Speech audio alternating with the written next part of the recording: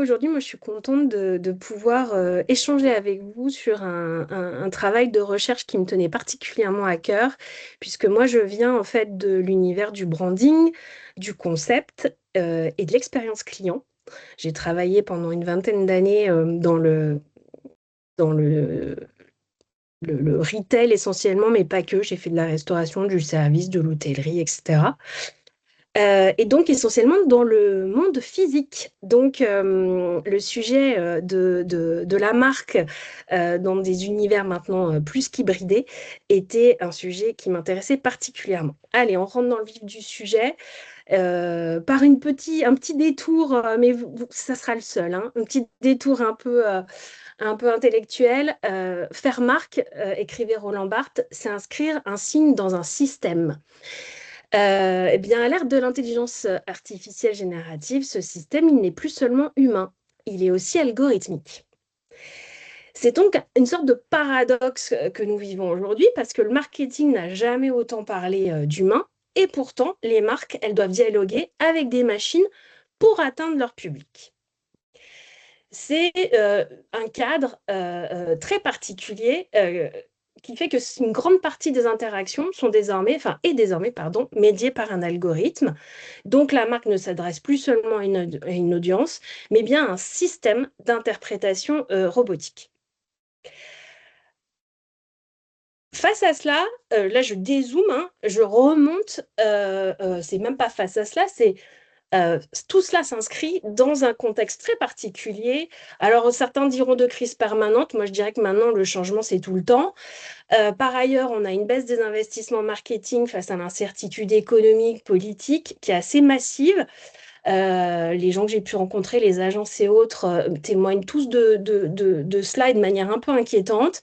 On a par ailleurs une vraie défiance dans les institutions et dans les marques, on le verra plus tard, notamment lié à cette surabondance de contenu, notamment d'éléments faux, hein, qui érodent cette confiance. Du coup, la fidélité dans les marques, elle est vraiment maintenant relative. Elle est conditionnelle, elle est réversible, beaucoup plus qu'avant en tout cas.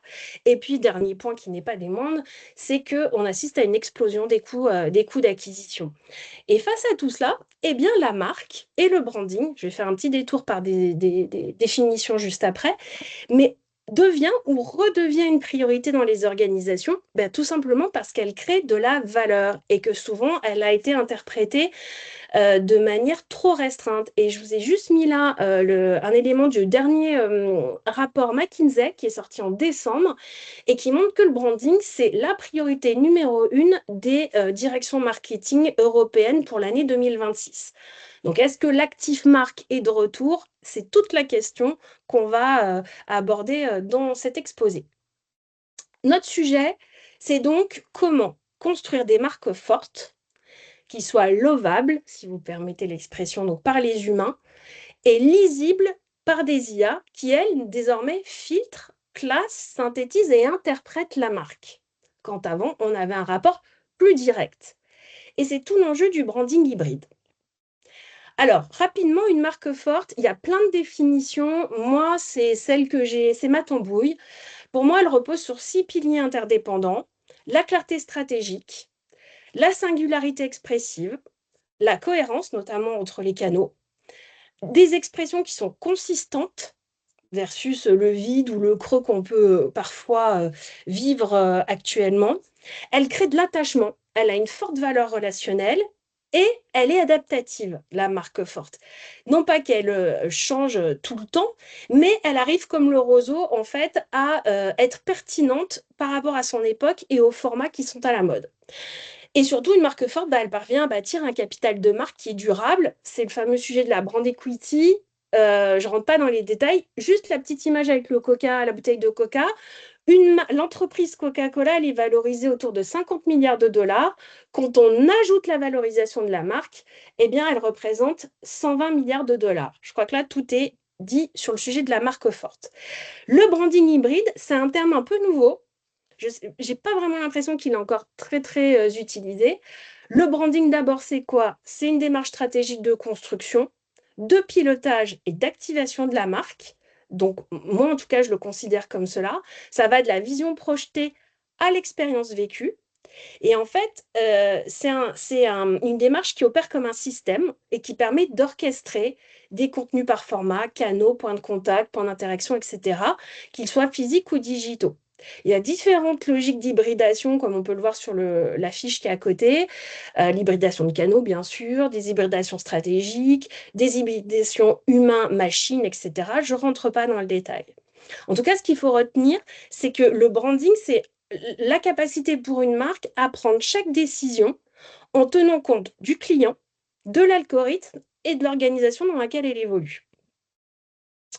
Aujourd'hui, on va donc explorer comment les marques doivent apprendre à parler deux langues, celle des codes informatiques et celle des émotions humaines. C'est pas nouveau, les émotions, bien que, et on le verra plus tard. L'exposé va se passer en 3 temps. La première partie, on va se concentrer donc sur les paramètres de la visibilité de marque dans l'univers algorithmique. La deuxième partie, elle, va explorer les leviers de la préférence. Qu'est-ce qui fait qu'un consommateur préfère cette marque plutôt qu'une autre? On va vraiment insister sur l'émotion et la singularité pour créer un sentiment clé qui est l'attachement. Alors, il y a plusieurs cas d'entreprise. Je passerai rapidement sur trois d'entre elles qui sont parfaitement emblématiques, en fait, de ce sujet.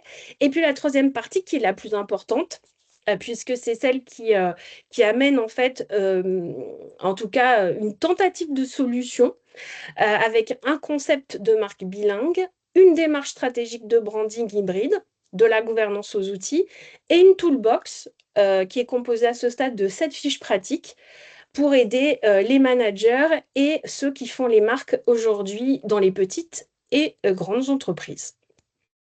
La méthodologie de la thèse, en 3 mots, elle est très simple. D'abord, une recherche approfondie sur un corpus large, hein, environ 150 références, donc des notions académiques jusqu'au rapport de cabinet stratégique.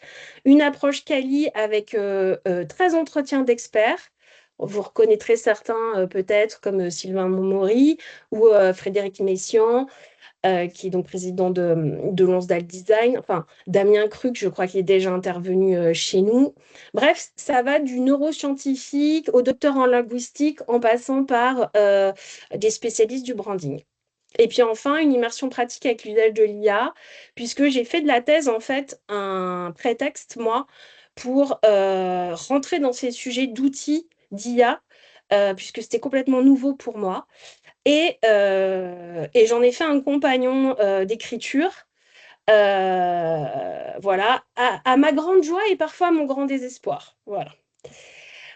Première étape, donc, ou première partie, comment une marque s'impose dans un environnement algorithmique. Alors, pendant des décennies, la visibilité de marque, elle reposait sur une mécanique super simple. Plus on répétait, plus on était, comment dirais-je, plus on était exposé. Donc, la part de voix, elle traduisait la domination de la marque et la publicité, elle a imprimé les messages dans la mémoire collective. Un petit exemple de Mad Men, mais il résume assez bien l'époque et l'époque n'est pas si lointaine. Mais l'essor en fait des plateformes et des systèmes de recommandation, eh bien, on fait basculer ce système. Pourquoi tu veux pas? Voilà.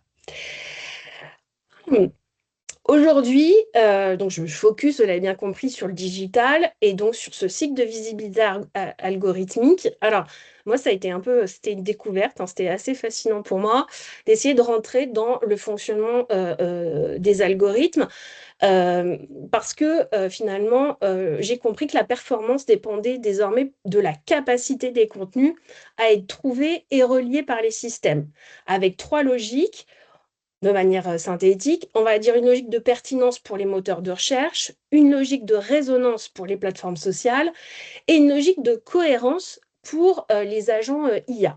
En fait, exister dans les flux, désormais, c'est d'abord exister pour les algos. En fait, cet élément-là, il est d'autant plus fort qu'on vit une véritable révolution, c'est la révolution des IA génératives. Alors on dirait bien sûr, l'IA existe depuis longtemps, mais là c'est l'IA générative, c'est l'usage grand public au sens large du terme. 84% des organisations marketing utilisent les outils d'IA et elles les utilisent pourquoi? Eh ben pour produire du volume et de la qualité, donc des textes, des images, des vidéos à la demande, de manière donc optimisée et de manière automatisée. Donc les gains d'échelle sont extraordinaires. Je vais retenir que deux chiffres. Le premier, c'est celui du ROI sur les campagnes optimisées par les IA, plus 51%. Et puis sur le SEO, bah, on enregistre plus de 65% d'amélioration. C'est des chiffres absolument gigantesques et je ne parle pas des suivants. Ce contexte-là montre bien que on est en train donc de produire toujours et encore plus de contenu pour s'inscrire dans ces flux. Si je fais un petit focus sur le SEO, avec le SEO, on cherchait le clic. Mais l'IA générative, elle vient non pas seulement percuter les usages, elle vient aussi percuter la manière en fait dont les marques vont apparaître demain. C'est-à-dire que le JEO, bah, lui, il va chercher la citation synthétique de la marque. Donc en fait, en tant que marque, bah, je ne veux plus être seulement un lien, mais je veux être aussi une réponse. Et ça change beaucoup de choses. On va le voir après. Donc, en fait, les algorithmes, ils ont transformé les critères de visibilité de la marque par rapport à l'ère de la publicité classique. Et la GenAI, elle a révolutionné la manière de produire du contenu. La bataille maintenant, elle se joue sur l'attention, parce que face à ce volume et cette quantité de contenu, mais aussi avec des usages digitaux qui évoluent, avec de nouveaux points de contact et d'interaction. Bref, le sujet de l'attention est au cœur de nos préoccupations, nous, de marketeurs. Alors, chaque jour, notre cerveau perçoit l'équivalent de 30 gigaoctets de données. C'est gigantesque. Alors, il y a des débats sur cette data, mais il faut garder l'ordre de grandeur. Et par exemple, sur un mobile, un utilisateur, il passe en moyenne 1,7 secondes sur un contenu avant de décider s'il reste ou s'il passe à autre chose.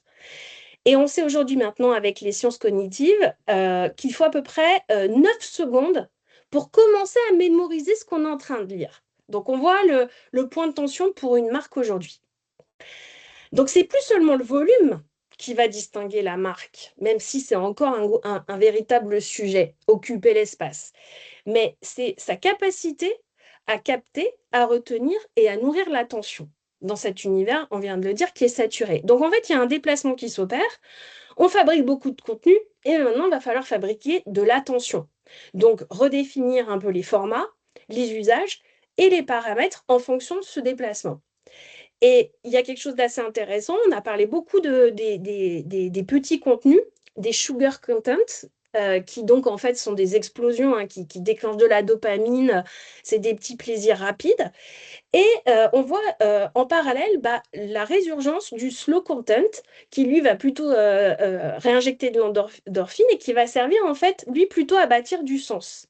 Alors ces deux éléments disent quelque chose d'assez profond de ce vers quoi le marketing tend désormais. À cette révolution s'ajoute une autre qui est celle du parcours client. Et qui est véritablement bouleversée par l'arrivée de l'IA. Premier phénomène, l'accélération. On a des parcours qui sont maintenant réduits à deux ou trois étapes. On va le voir juste après. On a un autre phénomène qui est la désintermédiation. En fait, les marques perdent le contrôle total de leur récit. Enfin, je mets entre guillemets, elles gardent la main sur un certain nombre de choses, mais il y a beaucoup de choses qui commencent à leur échapper, y compris les points de contact. Et troisième élément, c'est l'éclatement. Les parcours sont fragmentés en une multitude de micro-moments omnicanaux. Ça change beaucoup de choses. J'ai représenté sur la gauche le parcours type McKinsey, qui est le processus de décision d'un client qui s'organise en 5 étapes.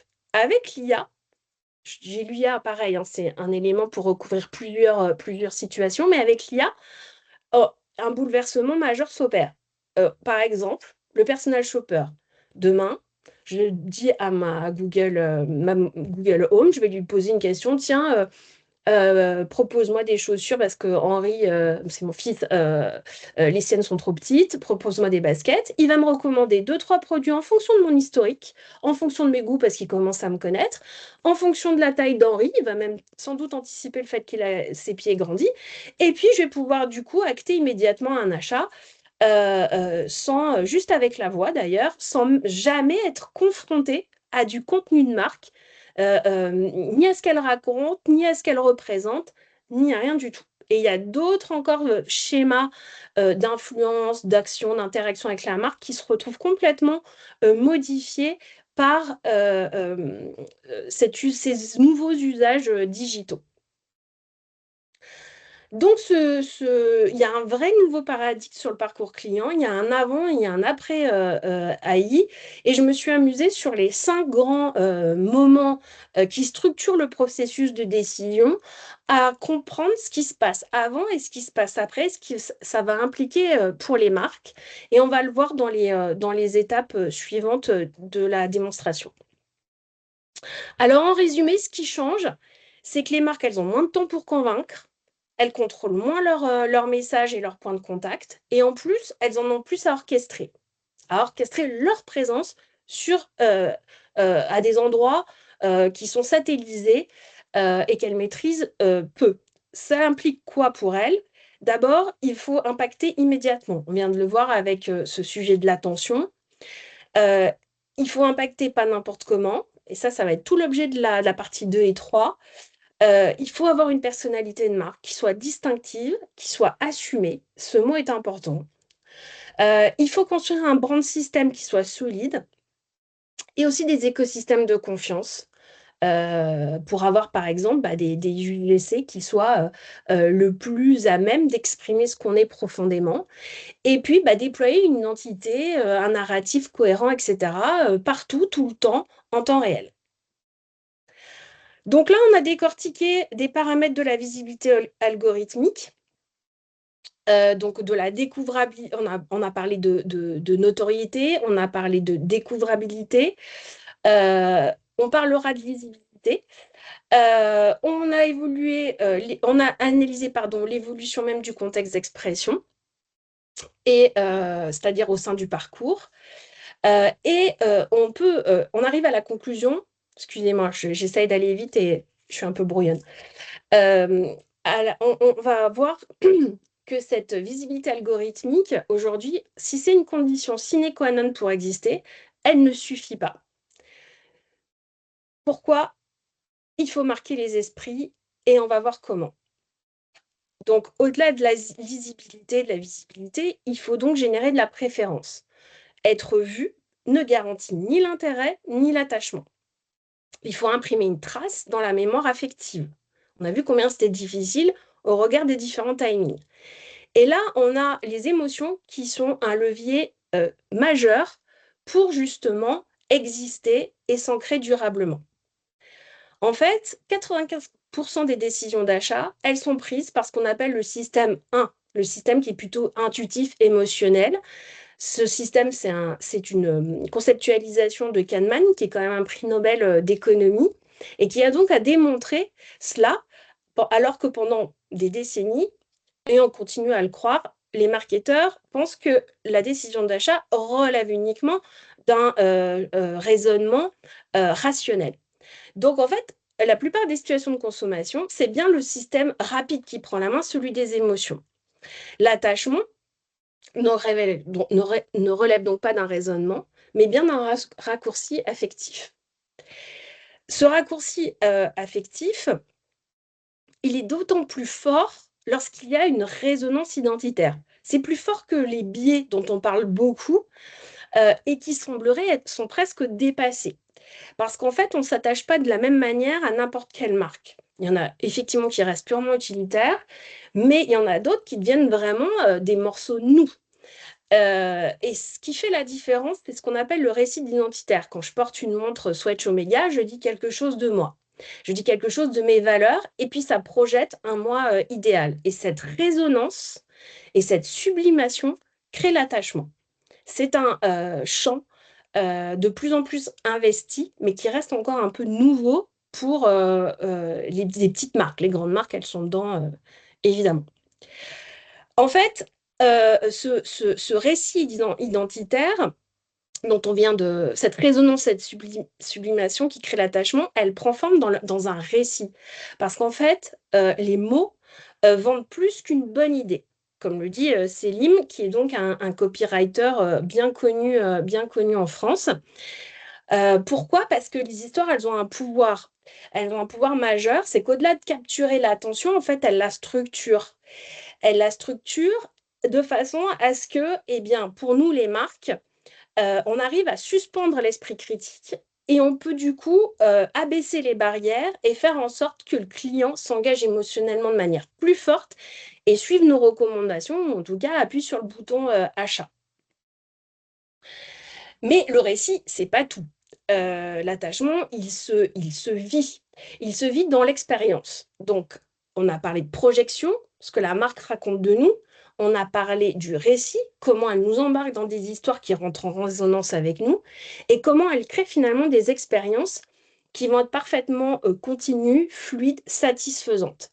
Et en fait, c'est à travers les usages, les interactions et les événements que le lien se tisse ou se casse.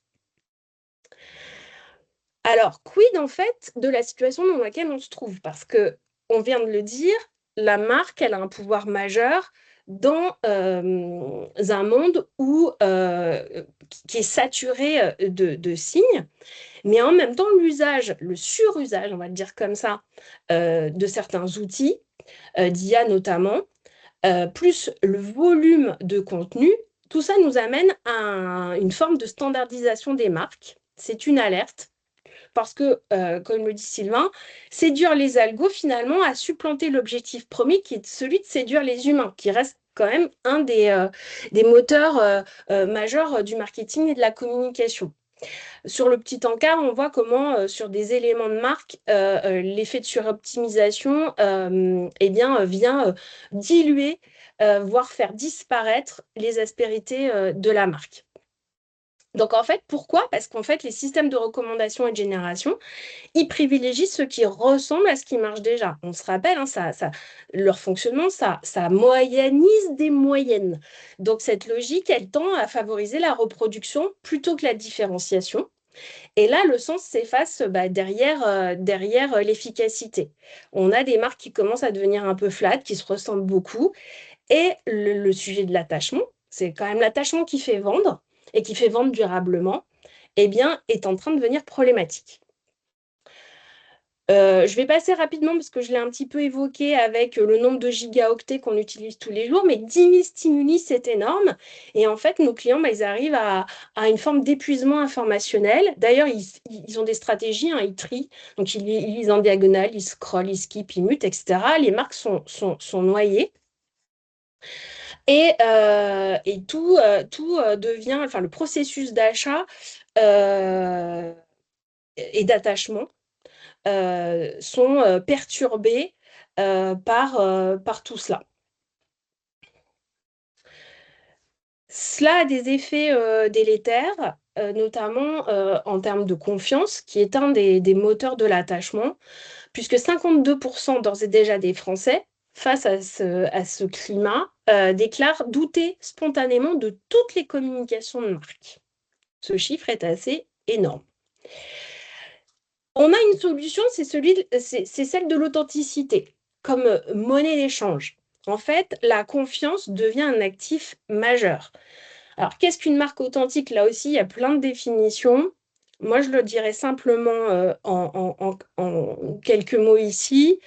Une marque authentique, elle assume ses imperfections. Alors, l'exemple de Patagonia, c'est une petite coquille, n'est pas bonne. Ce que je veux dire avec Patagonia, c'est elle assume ses valeurs et elle est cohérente par rapport à ce qu'elle dit, ce qu'elle pense, ce qu'elle dit, ce qu'elle fait. C'est en gros, elle prend position. Et Patagonia, on se rappelle de cette campagne de pub qui avait fait grand bruit, où elle expliquait qu'il ne fallait pas acheter cette veste parce que une des valeurs fondamentales de l'entreprise, c'est la protection de l'environnement. Donc, votre produit, s'il est toujours bon, vous ne l'achetez pas et on évite la surconsommation qui est délétère pour la planète. Elle tient ses promesses, elle communique comme un humain, donc on arrête le blablabla. Elle partage ses coulisses, parce que montrer l'envers du décor, ça humanise. Elle prend position, on vient de le dire. Et d'ailleurs, elle n'a pas peur de polariser, parce qu'on on l'a vu, les marques se diluent, parce qu'au-delà il y a une fabrique du consensus qui fait que bah, du coup, les marques ont tendance à rester dans un périmètre clair. D'ailleurs, 80% des marques qui aujourd'hui choisissent hein, une stratégie un peu safe voient leurs résultats baisser. Et puis enfin, elle reconnaît ses erreurs. Ça, c'est une expression de l'authenticité comme une autre. Patagonia, je viens d'en parler. Pour moi, c'est l'exemple emblématique de cette recherche d'authenticité et donc de la confiance générée. Je ne rentre pas dans le détail, mais tous les curseurs, quand je dis bien tout, je n'ai pas trouvé d'autres marques aujourd'hui qui est cohérente sur l'ensemble de son organisation, de sa marque, de ses expressions. Donc, après avoir vu en fait, les composantes donc, d'une marque forte, on va voir maintenant comment certaines articulent cette puissance de marque et la performance technologique. J'ai étudié 5 cas. Carrefour, Black Market, Nike, Mythic, Respire. Je vais passer très rapidement parce que je vais arriver à la partie 3 vite. Mais c'est ces 5 cas que je vous inviterai à regarder dans le détail. Elles sont intéressantes parce qu'elles agissent comme un révélateur. Elles montrent en fait comment, ce que ça coûte, hein, j'assume ce terme, de construire en fait et de maintenir ou de faire évoluer une stratégie de marque dans un environnement mouvant, exigeant, sur le plan technique comme sur le plan technologique ou humain. Alors, Carrefour, c'est intéressant. Pourquoi? Pour plein de raisons. Je vais faire un focus sur son usage de l'IA et de la data. En fait, ça fait 10 ans que Carrefour prépare sa petite révolution digitale. Mais aujourd'hui, les chiffres sont ceux-là. 50%, elle a augmenté de 50% sa performance marketing grâce à l'IA et la data. Et elle a axé son action sur deux choses, l'hyper-personnalisation et la créativité augmentée. En fait, aujourd'hui, Carrefour s'est doté d'une IA maison. En fait, 100% du processus de création de contenu est IAisé, plus ou moins, mais 100% est couvert. Ils ont leur propre IA et ils arrivent à toucher 10 millions de clients tous les jours en multicanal, 100% d'interaction ciblée et ils arrivent à prédire jusqu'à 80% du panier, ce qui est énorme. Et alors, ça, c'est merci la fin du prospectus. C'est le prospectus hein, qui a amené à une telle surinvestissement du sujet quand on sait que Carrefour, bah, c'est de l'industrie du carrelage. Hein, c'est le magasin dans la vie réelle et qui a eu, comme tous les autres distributeurs, qui a mis beaucoup de temps à passer au digital. Aujourd'hui, les résultats sont énormes, mais ils sont dus en fait à un socle de marque de data tech avec des partenariats avec Google, Meta, etc. depuis plus de 10 ans et une organisation ultra solide. En fait, des résultats comme ça, c'est pas donné à tout le monde, c'est le sens de mon propos. Ça nécessite un certain nombre d'ingrédients qu'on vient de citer. Black Market, donc ça, c'est un autre registre de marque puisque c'est un pur digital. Ce que j'ai trouvé intéressant dans Black Market, c'est qu'en fait, ils ont utilisé l'IA pour en fait exister véritablement avec une personnalité extrêmement forte, extrêmement structurée. C'est-à-dire ils ont inventé, je ne sais pas si c'est eux qui ont la propriété de ce terme, mais ils sont dans une logique de machine learning créatif. Ils ont structuré une marque forte qui permet en fait aux algorithmes d'identifier des patterns et donc d'être extrêmement pertinents dans les contenus qui sont produits. C'est ce qu'ils appellent aussi la découvrabilité narrative, c'est-à-dire que ils ont investi les formats courts tout en étant extrêmement cohérent et extrêmement percutant parce que à chaque fois, ils se sont référés à une plateforme extrêmement solide en termes de personnalité et de signaux de marque. On voit là sur l'écran leur communication entre 2019-2025 jusqu'à même maintenant, ils ouvrent des magasins physiques. On est extrêmement cohérent et extrêmement percutant.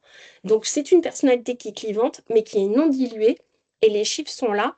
Grâce à leur dernière expérimentation full IA, ils enregistrent plus de 20% de revenus sur leur campagne.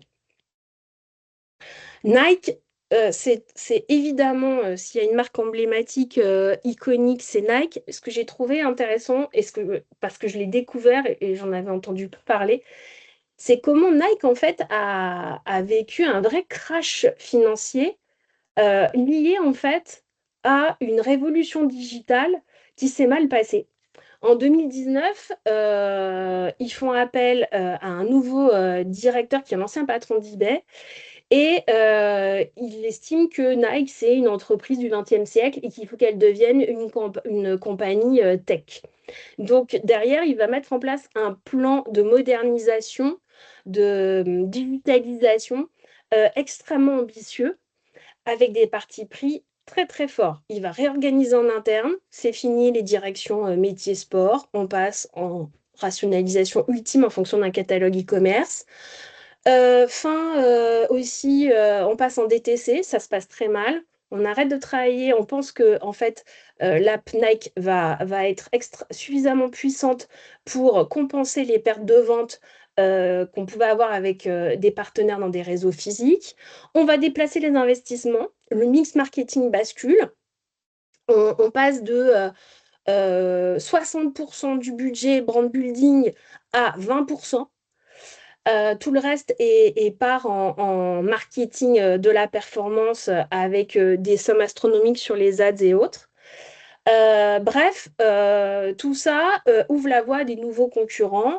Mais bon, la liste est longue de tout ce qui s'est passé sur ces 4 ans. Ce qu'il faut retenir, c'est qu'en 2024, eh ben, la valeur boursière de Nike, elle dévisse. Le capital de la marque s'effrite. Le CA et la marge diminuent. Et quand le CA et la marge diminuent de Nike, bah, c'est une perte de 1 milliard de dollars par an. C'est pas rien. Et en fait, on a là une marque qu'on pouvait penser inébranlable qui vacille parce que en fait, elle est allée chercher une suroptimisation, mais c'est pas la suroptimisation qui est en cause, c'est le fait d'avoir abandonné finalement ce qui rendait la marque passionnément humaine, c'est-à-dire tout ce qui faisait le rêve, la passion, l'aspiration. Juste ces images pour montrer ce qu'est Nike et ce qu'elle doit maintenant retrouver. Elle n'a pas encore retrouvé ses chiffres, ses meilleurs chiffres, parce que la pente est difficile. Donc on peut s'appeler Nike, être connu dans le monde entier, être une marque iconique et disparaître progressivement des radars quand on n'investit plus sur la marque. Donc, on voit bien que l'équation, elle est complexe pour les marques. On a des marques qui sont en tension. Elles ont moins de temps pour convaincre. Elles ont moins de contrôle. Elles ont plus de points de contact à apprivoiser. Et les enjeux sont multiples. On les a vus. Il faut émerger vite. Il faut être lisible pour les machines. Il faut être encore plus désirable pour les humains. Il faut créer de la cohérence dans la fragmentation. Il faut gérer l'instantanéité. Donc, c'est nos fameux sugar content qui est en lien avec les usages et ça va pas en s'améliorant. Et il faut le faire sans sacrifier tout ce qu'est la marque et sans sacrifier sa valeur, la construction de sa valeur sur le long terme. Donc, il faut savoir jouer sur le haut et le bas de funnel. D'ailleurs, on commence à avoir un peu de déplacement de budget du bas vers le haut, mais c'est encore timide. Et puis, il faut développer aussi de nouveaux modes de gouvernance. Bref, on voit quand même que le sujet, il est énorme, c'est non exhaustif et qu'il y a énormément de choses à faire. Alors, comment optimiser ses performances de marque du point de vue du client et des systèmes? Puisqu'on voit bien que les deux sont intrinsèquement liés et que l'un ne va pas sans l'autre, puisqu'on est quand même dans un cercle vertueux, puisque plus on est performant en termes de marque plus on est performant dans les systèmes, et plus on est performant dans les systèmes, plus on est performant en termes de marque. Donc, le sujet, il n'est pas d'un côté, on va dire, d'être extrêmement émotionnant pour aller chercher le client, et de l'autre, d'être extrêmement dans la maîtrise technique pour parler aux algorithmes. C'est pas une opposition, c'est plutôt comment dirais-je, une mise en dialogue des deux. Et c'est ce que j'ai appelé le concept de Earthship Brand. C'est un concept voilà, que j'ai inventé. Euh, et de quoi il s'agit? Bah, ça qualifie les marques qui sont capables de parler simultanément les deux langages, celui du cœur et celui du code.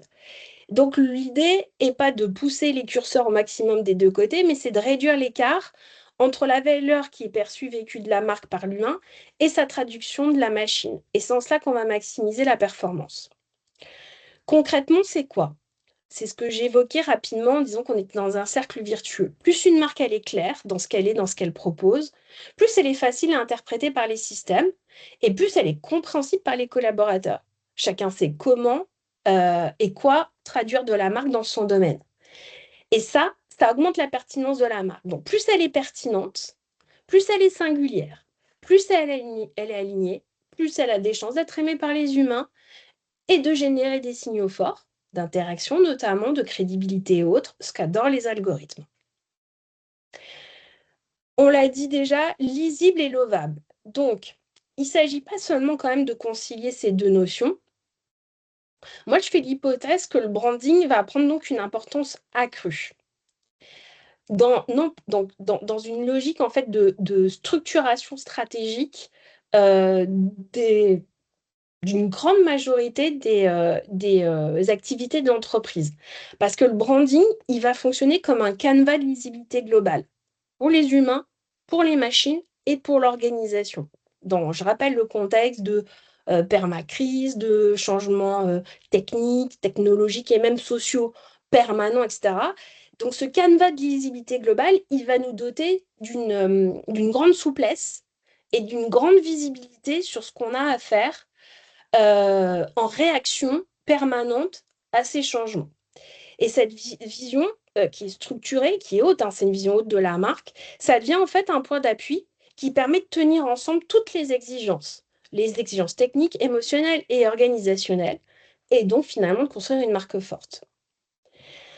Si on regarde un peu plus dans le détail, moi je liste 6 dimensions de la marque bilingue.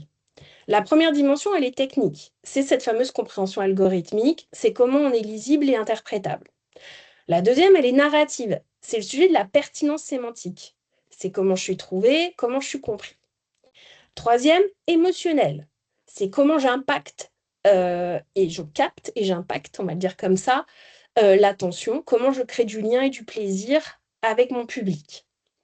Le quatrième, c'est la confiance. C'est un sentiment majeur qui résulte de plusieurs paramètres, mais notamment de la cohérence de la marque, c'est-à-dire dans ses signaux, mais aussi dans ses valeurs euh, et ses actions. Le cinquième, pardon, c'est l'apprentissage. L'apprentissage qui est une boucle, on l'a vu rapidement quand on regardait le cycle algorithmique, mais c'est valable pour tout, c'est comment en fait on optimise en permanence et comment on apprend en permanence de ce qu'on observe et de ce qu'on vit. Ça devient un élément de la marque. Elle doit être capable d'être dans une boucle apprenante en permanence. Et le dernier point, il est éthique. Alors c'est un terme, je vais pas le définir ici, mais ce que j'entends par là, c'est l'intégrité perçue de la marque. C'est comment elle va inspirer le respect et la légitimité. Et ça, alors on revient à la notion d'intégrité, mais ça veut dire aussi des organisations, des partis pris, une transparence qui va colorer euh, pas mal de modes d'action au-delà même des messages. Et en fait, la technique, elle devient identitaire. Et moi, ça a été une des grandes découvertes que je trouve, alors pour vous, qui êtes spécialiste, peut-être que j'enfonce une porte ouverte, mais structurer du contenu pour être lisible par les machines, ça devient un élément d'identité de la marque, ça devient un signe de marque. Le SEO, enfin la structuration technique, c'est du SEO, qui d'ailleurs est, moi, j'ai lu plein de choses comme quoi le SEO est mort, je pense qu'il est loin de, bien au contraire. Mais la structuration technique, elle devient une dimension du branding digital. Parce que la manière dont une marque organise sa présence dans l'environnement, bah, ça conditionne sa visibilité et donc sa légitimité et sa capacité à être choisie. Donc la brand equity qu'on évoquait en tout début de présentation, eh ben, elle est maintenant sous double médiation. C'est-à-dire que la valeur de marque, elle se construit sur deux fronts, celui du client, de l'humain, parce que bah, c'est ce qui se construit dans la mémoire, c'est les émotions, c'est les récits, etc. Et sur le front bah, de l'accessibilité algorithmique. C'est, Aurélie, ouais, je suis obligé de te stopper parce que tu te rends pas compte, mais on a dépassé de 20 minutes le temps qui est pardon, imparti. non, je me rends Donc là, pas compte. c'est vraiment beaucoup, c'est passionnant. Mais Mais là, j'arrête. vraiment, là, on est vraiment Ok, dans un niveau de dépassement qui va je plus. suis Donc, si tu pouvais nous confuse. montrer les derniers slides et conclure, ça nous irait bien maintenant, s'il te plaît. Ok, eh ben, je vais vite. Alors voilà, une matrice à quatre archétypes de marque et une matrice donc qui permet de se positionner, identifier où est-ce qu'on en est de notre maîtrise du langage émotionnel et algorithmique. Euh, euh, une stratégie qui doit structurer dans ce sens-là, Human First, Machine Ready. L'idée, c'est donc de produire du contenu pour les humains tout en structurant pour que l'IA puisse la classer et la citer. L'idée, c'est pas de déléguer à l'IA le sens, mais c'est d'utiliser pour amplifier l'intention. Et ce que je trouve extraordinaire, c'est qu'en fait, ça réinterroge complètement la créativité. Et la créativité humaine, c'est pas un vernis ou un truc d'agence, ça devient vraiment c'est vraiment un atout stratégique. Donc, par rapport à tout ça, cet outil pour créer une marque forte à l'ère de l'IA, ça répond à différentes questions. Je vous les montre, ça c'était le tableau de synthèse. Ça va donc de comment évaluer ma maturité, c'est le diagnostic de marque avec la matrice notamment, jusqu'à comment on gouverne une marque hybride, enfin une marque bilingue dans un branding hybride. Donc la première, le diagnostic, est-ce que je suis visible, lisible, crédible et comment je fais pour faire ce diagnostic et construire un plan qui me permette de progresser. Est-ce que j'ai bien intégré les enjeux, c'est-à-dire tous les points à surveiller dans les transformations qui sont en cours et surtout lesquels sont vraiment pertinents pour moi en tant que marque, au regard de mon secteur d'activité, de ma maturité, etc. Il ne s'agit pas de tout investir, il s'agit d'investir les bons sujets. Autre fiche outil, c'est la cartographie des moments à investir, ceux qui sont clés. Est-ce que j'utilise les bonnes ressources? Donc, c'est la ventilation entre où est-ce que je mets de l'IA, où est-ce que je garde de la présence humaine, pour quel objectif, quelle création de valeur. Celui-ci, c'est le pilotage de la personnalité, c'est comment j'émerge durablement, c'est-à-dire c'est comment j'active en fait la voix, le ton, le visuel, etc. dans un certain timing, avec certains formats, comment j'exprime ma personnalité. Et on va voir derrière, c'est comment je construis une personnalité de marque. Là, c'est comment j'orchestre, c'est comment être le plus pertinent au moment clé. On revient sur le fameux processus de décision. Où est-ce que ça se passe et comment je m'inscris dedans pour impacter mon public. Et puis la fameuse personnalité, dont je l'évoquais à l'instant, qui suis-je et comment j'optimise au maximum mon ADN, enfin ma présence et mes interactions en gardant mon ADN. Et enfin, bon ça c'est nos fameux, je pense que je l'ai dit deux fois ça, c'est nos fameux matrice avec nos 6 dimensions, mais en fait, ce qui est intéressant, je vous ai évoqué les 3 premières tout à l'heure, c'est les 2 colonnes maintenant en termes d'outils, c'est ce qu'il faut faire pour plaire aux algos et ce qu'il faut faire pour plaire aux humains dans les 6 dimensions. Et le dernier point qui n'est pas des moindres, c'est comment on crée un cadre d'action sécurisant et valorisant. C'est la notion bah, d'éthique de contenu, d'éthique de canaux, d'éthique data, des principes d'action pour que tout le monde utilise ça dans un cadre bien précis, qu'on arrive à piloter pour pas qu'il y ait des débordements et des usages non voulus. Et comment finalement on fait de l'usage de l'IA et de la transparence qu'on en a un avantage stratégique et concurrentiel. Alors, en conclusion, ce que je dis, c'est que, un, le branding, ce n'est pas que du design, ce n'est pas que de la décoration, et il ne consiste pas seulement à être vu, mais à être lisible par les machines et désirable par les humains. La Earthship Brand, bah, c'est celle qui maîtrise le double langage. C'est un concept puissant qui permet vraiment aux entreprises de se structurer pour s'inscrire dans les logiques algorithmiques sans sacrifier sa singularité. Il y a plusieurs axes de travail et des choses à avoir en tête parce qu'elles ont une conséquence stratégique majeure. Je vais vite. Et pour conclure, une conviction et aussi une belle surprise, c'est que l'intelligence artificielle, pour moi, elle ne déshumanise pas du tout les marques. Elle agit plutôt comme un révélateur, c'est-à-dire que les marques qui savent qui elles sont amplifiées. Voilà, tout simplement. Et demain, du coup, pour moi, l'avenir, il appartient aux marques qui sont capables d'organiser ce dialogue entre technologie et humanité pour créer bah, de la valeur durable.